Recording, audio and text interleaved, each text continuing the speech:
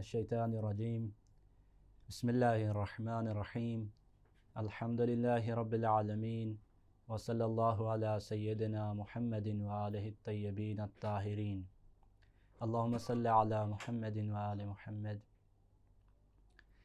پچھلے درس کے آخر میں نماز کے مبطلات میں بحث شروع ہوئی ہے، تو جن میں سے 4 مبطلات بیان ہو چکے۔ پہلا مبطل حدث کا سرزاد ہونا ہے، حدث چاہے اصغر ہو یا اکبر، تو اس سے نماز باطل ہو جاتی ہے نماز کے دوران اگر حدث سرزاد ہو جائے۔ دوسرا مبطل قبلہ سے رخ پھیرنا ہے، اور تیسرا جو ہے وہ مبطل یہ ہے کہ نماز کے دوران ایسا کام کرنا کہ جو نماز کی شکل و صورت مٹا دے، جیسے مثلا چھلانگ لگانا یا اس طرح کے کام، تو ایسی صورت میں بھی نماز باطل ہو جاتی ہے۔ اور چوتھا جو مبطل تھا وہ کلام کرنا تھا، اور اسی چوتھے مبطل کے ضمن میں نمازی کے لیے سلام کے جواب دینے کے حوالے سے بھی کلام شروع ہوئی، تو اس میں کچھ جو ہے وہ احکام بیان ہوئے پچھلے درس میں۔ اور آج آخری سوال سلام کے حوالے سے رہتا ہے کہ جو 491 سوال ہے کہ اگر متعدد لوگ موجود ہوں اور سلام کرنے والا کسی ایک پر سلام کرے اور نمازی کو معلوم نہ ہو سکے کہ اس پر سلام کیا گیا ہے یا کسی اور پر، تو یہاں پہ اب نمازی کا کیا فریضہ بنتا ہے؟ کیا وہ سلام کا جواب دے سکتا ہے یا اس کے لیے سلام کا جواب دینا جائز نہیں ہے؟ تو کہہ رہے ہیں کہ اس صورت میں نمازی کے لیے جواب دینا جائز نہیں ہے۔ تو جب نمازی کو 100% یقین ہو کہ مجھ پہ سلام کیا گیا ہے، تو پھر جس طرح کا سلام تھا اسی جیسے الفاظ کے حساب سے اس نے جواب دینا ہوگا۔ تو سلام علیکم کہا گیا ہے تو یہ بھی آگے سلام علیکم کہے گا، السلام علیکم کہا گیا ہے تو یہ بھی السلام علیکم کہے گا۔ تو جب یقین ہوگا تو جواب دینا واجب ہوگا، اگر یقین نہیں ہے اسے کہ مجھ پہ سلام کیا گیا یا کسی اور پر، تو اس صورت میں جواب دینا جائز نہیں ہوگا۔ اس کے بعد جو ہے 5واں مبطل نماز کو باطل کر دینے والا کام قہقہ لگانا ہے۔ تو نماز کی حالت میں جان بوجھ کر، یعنی بغیر کسی سہو کے، بغیر بھولے کوئی انسان قہقہ لگا دے تو اس سے بھی اس کی نماز باطل ہو جاتی ہے۔ تو آیا تبسم بھی قہقہ میں اس کا شمار کیا جاتا ہے؟ تو کہہ رہے ہیں کہ تبسم کا جو ہے وہ شمار قہقہ میں نہیں کیا جاتا۔ تبسم اگر کوئی تبسم کار بھی لے، تھوڑا بہت ہنس بھی لے، تو اس میں جو ہے وہ کوئی مسئلہ نہیں ہوگا، کوئی حرج نہیں ہوگی، نماز صحیح ہوگی۔ لیکن جب قہقہ لگائے گا تو اس سے جو ہے وہ نماز باطل ہو جائے گی، یہ نماز کو باطل کرنے والے امور میں سے ہے۔ اس کے بعد 492 سوال کہ اگر کوئی کام انسان کے اختیار میں نہ رہے اور بغیر اختیار قہقہ نکل جائے تو آیا اس صورت میں بھی نماز باطل ہوگی؟ تو کہہ رہے ہیں کہ قہقہ جو ہے وہ بغیر اختیار کے ہو، لیکن اگر اس کے اسباب اختیاری ہیں، اختیاری اسباب کی وجہ سے اس کی حالت جہاں تک پہنچ گیا کہ اب قہقہ جو ہے وہ بغیر اختیار کے اس سے لگ جائے قہقہ، تو اس صورت میں تو نماز باطل ہے۔ البتہ اگر اسباب غیر اختیاری ہیں، غیر اختیاری طور پر ہی اسے قہقہ آ گیا ہے، اس کے جو قہقہ کے اسباب تھے وہ بھی اس کے اختیار میں نہیں تھے، تو اس صورت میں کہہ رہے ہیں کہ احتیاط لازم کی بنا پر اس وقت نماز باطل ہوگی کہ جب وقت اتنا ہو کہ یہ دوبارہ نماز پڑھ سکے گا۔ تو اگر قہقہ بھی غیر اختیاری تھا اور قہقہ کے جو اسباب تھے وہ بھی غیر اختیاری تھے، تو اس صورت میں اگر وقت اتنا وقت وسیع ہے کہ یہ نماز چھوڑ کر دوبارہ سے نئے سرے سے نماز پڑھ سکتے ہیں، تو پھر تو یہ احتیاط لازم کی بنا پر یہ والی نماز باطل ہوگی۔ اور اگر وقت اتنا نہیں ہے تو پھر جو ہے وہ یہی نماز صحیح ہوگی اور قضا بھی واجب نہیں ہوگی۔ اس کے بعد سوال 493 کہ کیا بھول کر قہقہ لگانے سے نماز باطل ہوتی ہے؟ وہ تو جان بوجھ کر جب قہقہ لگائیں تو اس کے تو احکام گزر چکے، اگر بھول کر قہقہ لگ جائے تو کہہ رہے ہیں کہ بھول کر قہقہ لگانے سے نماز باطل نہیں ہوتی۔ اس کے بعد 6واں کام کہ جو نماز کو باطل کرتا ہے وہ دنیاوی امور یا کسی میت کے لیے جو ہے وہ نماز میں اگر کوئی شخص جان بوجھ کر رونے لگ جائے تو اس سے احتیاط لازم کی بنا پر نماز باطل ہو جاتی ہے، چاہے انسان جو ہے وہ آواز کے ساتھ رویا ہو یا بغیر آواز کے رویا ہے۔ تو جب دنیاوی کسی کام کے لیے یا کسی میت کے لیے رویا ہے جان بوجھ کر، تو تو اس سے نماز باطل ہے۔ البتہ اگر کوئی شخص خوف خدا یا دعا مانگتے وقت روئے تو اس میں کوئی حرج نہیں ہے، اس طرح کر سکتے ہیں۔ اس کے بعد 494 سوال ہے کہ نماز میں بھول کر رونے کا کیا حکم ہے؟ جان بوجھ کر رونے کا حکم تو واضح ہو گیا، اگر کوئی بھول کر روئے تو اس کا کیا حکم ہوگا؟ تو کہہ رہے ہیں کہ بھول کر کسی دنیاوی کام کی وجہ سے اگر کوئی شخص روتا ہے تو اس سے جو ہے وہ نماز باطل نہیں ہوتی، تو بھول کر رونے سے جو ہے وہ نماز باطل نہیں ہوتی۔ اس کے بعد 7واں ایسا کام جو نماز کو باطل کر دیتا ہے تو وہ کھانا اور پینا ہے، تو چاہے یہ تھوڑی مقدار میں ہو، اگر نماز کی صورت جو ہے وہ مٹا دیں تو یہ نماز کو باطل کر دیتا ہے۔ تو کھانا پینا چاہے تھوڑی مقدار میں ہے لیکن نماز کی جو ہے وہ شکل و صورت مٹ گئی ہے۔ مثلا نماز پڑھتے وقت جو ہے یہ کوئی شخص جو ہے وہ تھوڑا سا دور چل کے گیا اور وہاں سے مثلا پلیٹ سے کوئی چیز اٹھائی اور وہ کھا لی، یا گلاس بھرا اور پھر پانی پیا، یا فریج سے جا کے بوتل اٹھائی، اور اس طرح کے جب یہ کام کرے گا تو یہاں نماز کی شکل و صورت ختم ہو جائے گی۔ تو چاہے تھوڑا سا بھی جو ہے وہ کھانا پینا ہو، اگر نماز کی صورت ختم ہو گیا تو نماز باطل ہو جائے گی۔ اس کے بعد کریں بلکہ اگر نماز کی صورت نہ بھی مٹے تھوڑی سی مقدار سے بھی، تب بھی احتیاط واجب کی بنا پر نماز باطل ہو جاتی ہے۔ تو اگر صورت مٹ جائے تو فتویٰ ہے کہ نماز باطل ہوگی، اور اگر صورت نہیں مٹتی تو احتیاط واجب کی بنا پر نماز باطل ہو جائے گی۔ اس کے بعد کہہ رہے ہیں کہ اگر کسی شخص کے جو منہ میں موجود مٹھاس ہے یا ریخو میں موجود کھانے کے ذرات ہیں، اگر کوئی شخص وہ نگل لے تو ایسی چیزوں کو نگلنے سے نماز باطل نہیں ہوتی۔ تو منہ میں جو مٹھاس موجود ہے اس کو نگلنے سے بھی نماز باطل نہیں ہوگی، ریخو میں موجود جو ذرات ہیں کھانے کے ان کو نگلنے سے بھی نماز باطل نہیں ہوگی۔ اس کے بعد 495 سوال کہ کیا بھول کر کھانے پینے سے نماز باطل ہو جائے گی؟ تو کہہ رہے ہیں کہ اگر بھول کر کھانے پینے کی وجہ سے نماز کی شکل جو ہے شکل و صورت وہ نہیں مٹتی تو جو ہے یعنی شکل اگر مٹ جائے تو پھر تو نماز باطل ہوگی، اور اگر نہیں مٹتی تو پھر جو ہے وہ نماز باطل نہیں ہوگی۔ تو بھول کر کھانے میں ایک ہی یہی حکم ہے کہ اگر شکل مٹ جائے تو باطل ہے، اگر نہیں مٹتی تو پھر جو ہے وہ بھول کر کھانے پینے سے کوئی حرج نہیں ہے۔ 8واں جو ہے وہ مبطل 8واں ایسا کام کہ جو نماز کو باطل کر دیتا ہے وہ نماز کی حالت میں ہاتھوں کا باندھنا ہے۔ جیسے دوسرے مسلمان جو ہیں وہ خضوع اور عاجزی کے کثرت سے ہاتھ باندھتے ہیں، تو اگر کوئی شخص خضوع اور عاجزی کے کثرت سے دوسرے مسلمانوں کی طرح ہاتھ باندھ لے نماز کے دوران تو یہ نماز کو احتیاط لازم کی بنا پر باطل کر دیتا ہے۔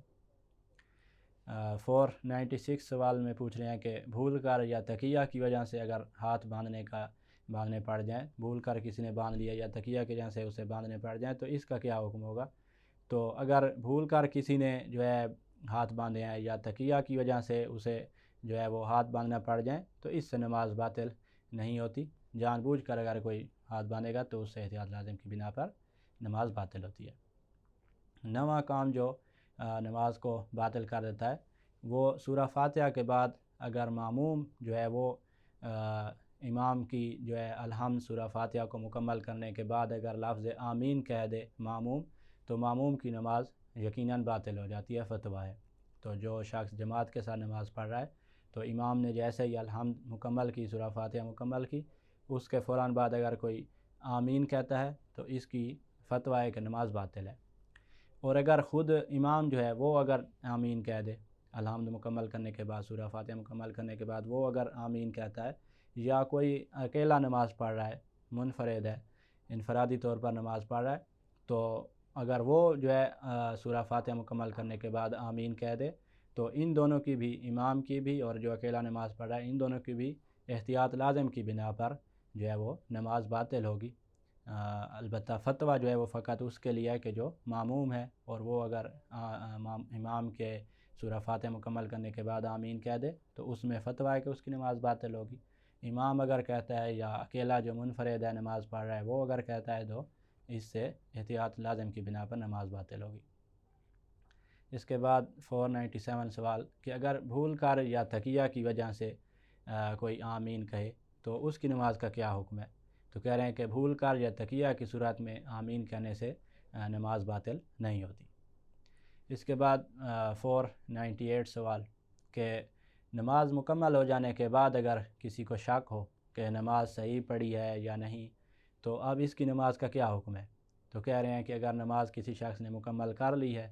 اور اس کے بعد جو ہے اس کو یہ شک ہو رہا ہے کہ صحیح پڑھی ہے یا نہیں، تو یہ شخص اپنے شک کی پرواہ نہیں کرے گا اور اس کی نماز جو ہے وہ درست شمار ہوگی اور دوبارہ پڑھنے کی ضرورت نہیں ہوگی۔ اس کے بعد 499 سوال کہ وہ کون سے امور ہیں جو نماز میں مکروہ شمار کیے گئے ہیں؟ تو چند ایک امور ہیں جو نماز میں مکروہ ہوتے ہیں، جن میں سے پہلا مکروہ یہ ہے کہ نماز میں تھوڑی مقدار جو ہے وہ چہرے کے ساتھ یا آنکھوں کے ساتھ جو ہے وہ ملتفت ہو جانا۔ یہ تھوڑی مقدار کے لیے اگر اتنا ملتفت ہوا ہے کہ پیچھے کا بیک سائڈ جو ہے وہ کچھ مقدار نظر آنے لگ گیا، تو اس سے تو پہلے حکم گزر چکا ہے کہ باطل ہوتی ہے نماز۔ لیکن اگر جو ہے وہ تھوڑی سی مقدار کے لیے اگر یہ منہ اپنا پھیرتا ہے یا آنکھوں سے دیکھتا ہے تو یہ مکروہ ہے۔ اس طرح جو ہے وہ دوسرا مکروہ یہ ہے کہ ہاتھوں کو فضول حرکات دینا، یہ بھی مکروہ ہے۔ تیسرا کہ داڑھی سے کھیلنا۔ چوتھا مکروہ چٹخارے نکالنا ہے۔ پانچواں انگڑائی لینا نماز کے دوران، یہ بھی مکروہ ہے۔ اور جمائی لینا یہ بھی چھٹا مکروہ ہے نماز کے دوران۔ اور ساتواں مکروہ یہ ہے کہ کوئی شخص نماز کے دوران جو ہے وہ پیشاب یا پخانہ روک کر نماز پڑھ رہا ہے، نماز میں مشغول ہے، تو یہ بھی مکروہ ہوتا ہے۔ ساتواں جو مکروہ ہے وہ ہے کہ سستی اور اونگ کی حالت میں نماز پڑھنا۔ اور نواں مکروہ ہے کہ دونوں پیروں کو ملا کر کھڑے ہونا اور فاصلہ نہ دینا، یہ بھی مکروہ ہے مردوں کے لیے۔ اور 10واں مکروہ جو ہے وہ نماز کی حالت میں دنیاوی امور کے بارے میں سوچنا، یہ بھی مکروہ شمار کیا گیا ہے۔ اس کے بعد 500 سوال کہ اگر کوئی رکوع بھول کر سجدہ میں داخل ہو جائے تو اس کی نماز کا کیا حکم ہے؟ تو اگر کوئی رکوع بھول جائے اور یہاں تک کہ وہ دوسرے سجدہ میں داخل ہو جائے، یعنی پہلا سجدہ اس نے مکمل کر لیا اور دوسرے سجدہ میں اس نے سر رکھ لیا اور اس کے بعد اسے یاد آئے کہ میں تو رکوع بھول آیا ہوں، تو اب احتیاط لازم کی بنا پر اس کی نماز باطل ہوگی۔ لیکن اگر وہ دوسرے سجدہ میں اس نے سر نہ رکھا تھا، نہیں ابھی تک رکھا، یا تو پہلا سجدہ مکمل کر لیا تھا اور دوسرے سے ابھی پہلے جانے سے پہلے یاد آ گیا، یا ابھی پہلے سجدہ میں تھا یا پہلے میں جانے سے پہلے یاد آ گیا، تو ان تمام جو ہے وہ صورتوں میں جو ہے وہ رکوع کی طرف واپس آئے گا جیسے اسے یاد آیا۔ اور رکوع ایسے نہیں کہ بس سجدے سے اٹھ کر فوراً رکوع کر لے، بلکہ پہلے سیدھا کھڑا ہوگا اور اس کے بعد پھر رکوع کی طرف آئے گا، کیونکہ پہلے آپ پڑھ چکے ہیں کہ رکوع سے پہلے جو قیام ہے کھڑا ہونا یہ رکن ہے، اور قیام متصل برکوع جو ہے وہ ضروری ہے، اگر کوئی شخص چھوڑ دیتا ہے تو اس سے نماز باطل ہو جاتی ہے۔ تو پہلے وہ سیدھا کھڑا ہو جائے گا اور پھر رکوع کو انجام دے گا، اور پھر اس طرح جو ہے وہ دوبارہ سجدے اور اس طرح نماز کو مکمل کرے گا۔ پھر نماز مکمل کرنے کے بعد احتیاط مستحب کی بنا پر 2 سجدہ سہو بجا لائے گا۔ احتیاط مستحب سے مراد وہی بہتر ہے کہ یہ 2 سجدہ سہو بجا لائے۔ اس کے بعد 501 سوال کہ اگر کوئی سجود بھول کر اگلی رکعت کے رکوع میں پہنچ جائے، پہلے سوال میں تھا رکوع بھول کر سجدوں میں چلا جائے، اب ہے کہ سجدے بھول گیا اور رکوع میں چلا گیا اگلی رکعت کے رکوع میں، تو اس کی نماز کا کیا حکم ہے؟ تو یہاں 2 صورتیں ہیں۔ ایک مرتبہ یہ ہوگا کہ دونوں سجدے بھول جائے گا اور اگلی رکعت کے رکوع میں چلا جائے گا، اور ایک مرتبہ ایک سجدہ بھولے گا۔ تو اگر دونوں سجدے بھول کر اگلی رکعت کے رکوع میں پہنچ جائے تو اس صورت میں تو وہی احتیاط لازم کی بنا پر ایسے شخص کی نماز باطل ہے۔ لیکن اگر ایک سجدہ بھول کر اگلی رکعت کے رکوع میں چلا جائے تو اس صورت میں جو ہے وہ اس کی نماز صحیح ہوگی، البتہ یہ جو سجدہ وہ بھولا ہے اب اس کی طرح واپس نہیں آنا، بس رکوع کو اپنے کو مکمل کرے اور رکوع کے بعد باقی جو ہے وہ اپنی رکعات کو مکمل کر کے نماز مکمل کر لے گا۔ نماز مکمل کرنے کے بعد یہ جو ایک سجدہ وہ بھول گیا تھا اس کی قضا کرنا اس پر واجب ہوگا۔ اس کے بعد 502 سوال کہ اگر رکوع یا سجود کے واجبات میں سے کوئی واجب بھول جائے اگر انسان کو، اور رکوع یا سجود سے اٹھنے کے بعد یاد آئے، تو اب ایسے شخص کے لیے کیا حکم ہے؟ مثلا ذکر جو ہے وہ بھول گیا اور رکوع سے سر اٹھانے کے بعد اسے یاد آیا کہ میں تو ذکر بھول گیا ہوں، تو کہہ رہے ہیں کہ یہ شخص اب دوبارہ رکوع یا سجود میں نہیں جائے گا اور اس کی نماز بھی باطل نہیں ہوگی،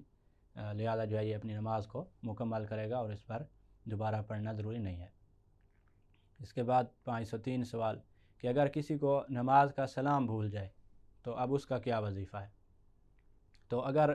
سلام ایسے وقت میں یاد آئے کہ ابھی تک نماز باطل کرنے والا کوئی فعل انجام نہیں دیا، وہیں پہ بیٹھا تھا، مثلا تسبیح پڑھ رہا تھا، تو نہ اس نے اتنا پیچھے دیکھا کہ جس سے بیک سائڈ جو ہے وہ نظر آنے لگ جائے تاکہ نماز باطل ہو جائے، نہ اس نے کوئی کلام کی، نہ کہہ لگایا، جو مبطلات نماز آپ پڑھ چکے ہیں، تو ان میں سے کوئی اس نے اگر انجام نہیں دیا تو پھر تو یہ سلام کو انجام دے دے گا۔ اور اگر کوئی ایسا فعل انجام دے چکا ہے جو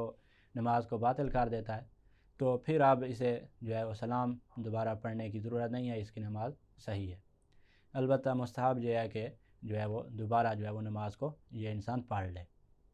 اگر نہیں پڑھتا تو بھی واجب نہیں ہے دوبارہ پڑھنا۔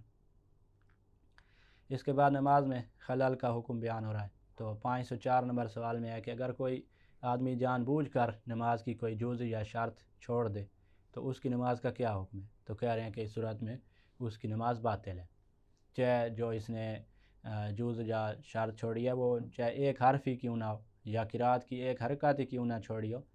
تب بھی جان بوجھ کر جب یہ چھوڑے گا تو اس سے نماز اس کی باطل ہوگی۔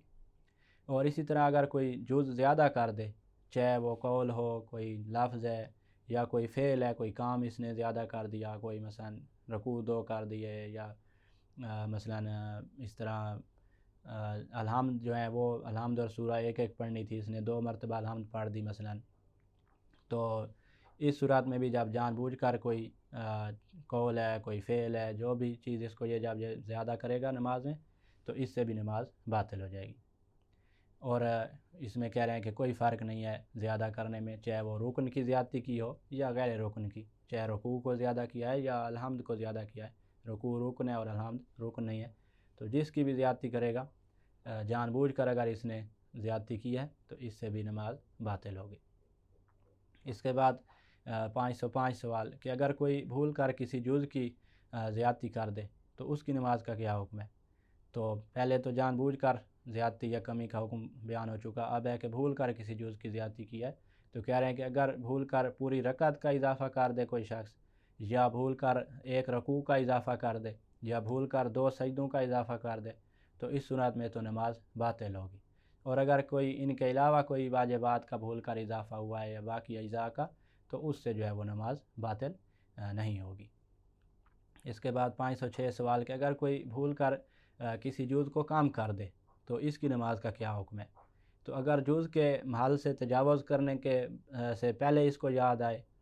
یعنی جو جزء کا مقام ہے ابھی اس سے تجاوز نہیں کیا تھا، اگلی جزء میں داخل نہیں ہوا تھا، اس سے پہلے اس کو یاد آ جائے تو پھر تو یہ اس جزء کو بجا لائے گا۔ اور اگر اس جزء کے محل سے تجاوز کرنے کے بعد اسے یاد آئے، محل کا اس جزء کا جو مقام تھا اس سے آگے گزر کر اگلی جزء میں یہ داخل ہو چکا ہے اور اس کے بعد اب اسے یاد آ رہا ہے، تو کہہ رہے ہیں کہ اس صورت میں اگر وہ جزء رکن ہے تو نماز باطل ہے، اور اگر رکن نہیں ہے تو پھر نماز درست ہے اور دوبارہ پڑھنے کی ضرورت نہیں ہوگی۔ اس کے بعد 507 سوال کہ اگر کوئی ایک رکعت بھول جائے تو پھر اس کا اب کیا وظیفہ ہوگا؟ تو کہہ رہے ہیں کہ اگر اسے سلام پڑھنے سے پہلے یاد آ جائے یا سلام کے بعد جو ہے وہ یاد آئے لیکن نماز کے منافی فعل انجام دینے سے پہلے یاد آئے، یعنی سلام اس نے پڑھ لیے یا ابھی سلام نہیں پڑھے تھے اور تشہد میں بیٹھا تھا اور یاد آ گیا کہ میں تو ابھی چوتھی رکعت پڑھنی تھی، یہ تیسری میں بیٹھ گیا ہوں میں، یا سلام پڑھ لیے لیکن کوئی سلام کے بعد منافی فعل انجام نہیں دیا، ابھی تسبیح مثلا پڑھ رہا تھا، تو اس صورت میں منافی فعل انجام دینے سے پہلے یاد آ گیا ہے تو پھر تو یہ فوراً کھڑا ہو جائے گا اور رکعت کو مکمل کرے گا، اور سلام کی جو زیادتی اس نے کر لی ہے اس کے لیے 2 سجدہ سہو ادا کرے گا۔ اور اگر نماز کے کوئی منافی فعل اس نے انجام دے دیا ہے اور اس کے بعد اسے یاد آیا ہے کہ میں تو ایک رکعت بھول چکا ہوں، تو اس صورت میں اس کی نماز باطل ہوگی اور دوبارہ پڑھنا ہوگی۔ اس کے بعد نماز میں شک کے احکام شروع ہو رہے ہیں، تو 508 سوال میں کہہ رہے ہیں کہ جس کو شک ہو کہ نماز پڑھی ہے یا نہیں تو اس کا کیا حکم ہے؟ تو کہہ رہے ہیں کہ جس نماز کے بارے میں شک ہو، اگر اس کا وقت باقی ہے تو نماز پڑھے گا یہ شخص، چاہے پہلے پڑھی ہو نہ پڑھی ہو، اگر شک ہو رہا ہے تو اس نے پڑھنی ہے نماز اگر وقت میں شک ہوا ہے تو، اور اگر وقت گزر گیا ہے تو اب شک کی پرواہ یہ شخص نہیں کرے گا اور دوبارہ اس کی قضا کرنے کی ضرورت نہیں ہوگی۔ اور اس کے بعد ہے کہ اگر کسی کو نماز سے فارغ ہونے کے بعد نماز کے کسی جزء یا شرط میں شک ہو کہ نماز کی کوئی فلاں جزء جو ہے وہ میں نے ادا کیا یا نہیں، یا فلاں شرط پوری کی تھی یا نہیں، تو اس کا کیا وظیفہ ہے؟ تو کہہ رہے ہیں جب نماز یہ مکمل کر چکا ہے، نماز سے فارغ ہو چکا ہے، تو اب اس اپنے ایسے شک کی پرواہ یہ نہیں کرے گا اور اس کی نماز درست ہوگی۔ تو مثلا اگر کسی شخص کو نماز پڑھنے کے بعد شک ہو کہ رکوع کیا تھا یا نہیں،